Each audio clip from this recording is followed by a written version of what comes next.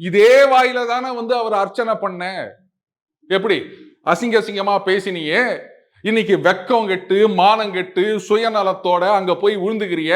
இதெல்லாம் பார்த்தா பதவி கிடைக்குமா? அதனால தான் சொல்றேன், அந்த சில்லறைகள் இந்த நவீன காலத்திற்கு உதவாது.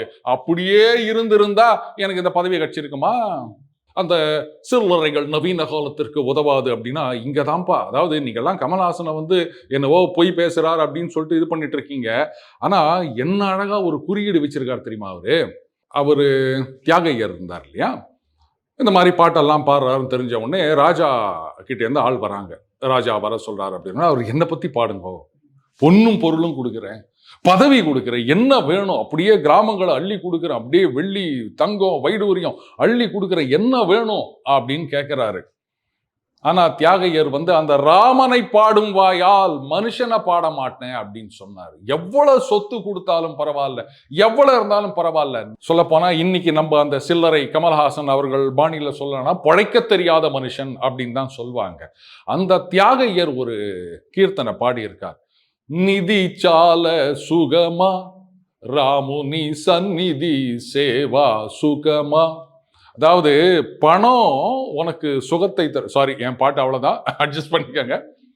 அந்த நிதி சால சுகமா அப்படின்னா, நிதினா பணம், சால அப்படின்னா ரொம்ப, அது ரொம்ப சுகத்தை தருமா.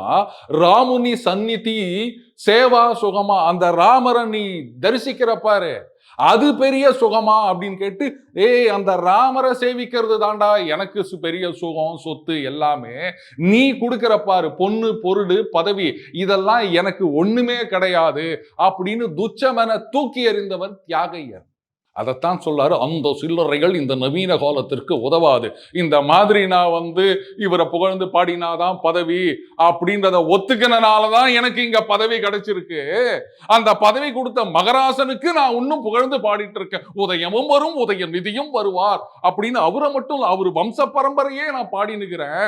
அவரை மாதிரி நிதி சால சுகமா அப்படின்னு இருந்திருந்தா எனக்கு இந்த பதவி கிடைச்சிருக்குமா?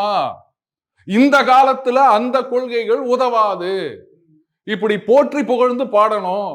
இதே வாயில தானே அவர் அர்ச்சனை பண்ண. எப்படி அசிங்க அசிங்கமா பேசினியே, இன்னைக்கு வெக்கம் கெட்டு மானம் கெட்டு சுயநலத்தோட அங்க போய் விழுந்துக்கிறிய. இதெல்லாம் பார்த்தா பதவி கிடைக்குமா? அதனால தான் சொல்றேன், அந்த சில்லறைகள் இந்த நவீன காலத்திற்கு உதவாது. அப்படியே இருந்திருந்தா எனக்கு இந்த பதவி கிடைச்சிருக்குமா? இந்த ஒரு மாபெரும் தத்துவத்தை சொல்லியிருக்காரு கமல்ஹாசன்.